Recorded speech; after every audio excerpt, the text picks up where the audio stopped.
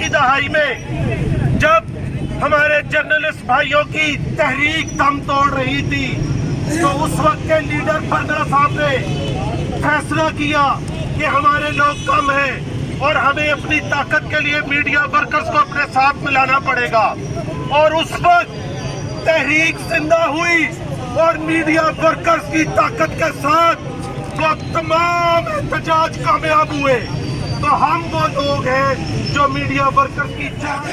media workers इत्यादि सलूक नामंजूर नामंजूर मीडिया वर्कर्स इत्यादि सलूक नामंजूर नामंजूर साडी छत ਇੱਥੇ ਰੱਖ साडी छत ਇੱਥੇ ਰੱਖ साडी छत ਇੱਥੇ ਰੱਖ साडी छत ਇੱਥੇ ਰੱਖ साडी छत ਇੱਥੇ ਰੱਖ साडा हक ਇੱਥੇ ਰੱਖ साडा हक ਇੱਥੇ ਰੱਖ कानून नहीं पीछे एक नारा दो कानून नामंजूर नामंजूर एक नारा दो कानून नामंजूर नहीं तेरे साथ हम नहीं मानते पंजाब हुकूमत हाय हाय पंजाब हुकूमत हाय हाय पंजाब हुकूमत हाय हाय पंजाब हुकूमत हाय हाय मीडिया वर्कर्स इत्यादि सलूक नामंजूर नामंजूर पंजाब हुकूमत हाय हाय पंजाब हुकूमत हाय हाय पंजाब हुकूमत हाय हाय पंजाब हुकूमत ਹਾਏ ਹਾਏ साडी छत ਇੱਥੇ ਰੱਖ साडी छत ਇੱਥੇ ਰੱਖ साडी छत ਇੱਥੇ ਰੱਖ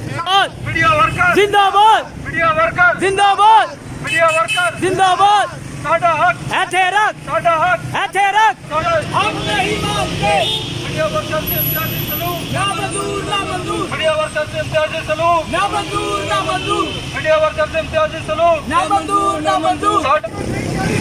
ना मंजूर ना मंजूर साडी छत साडी छत साडी छत साडी छत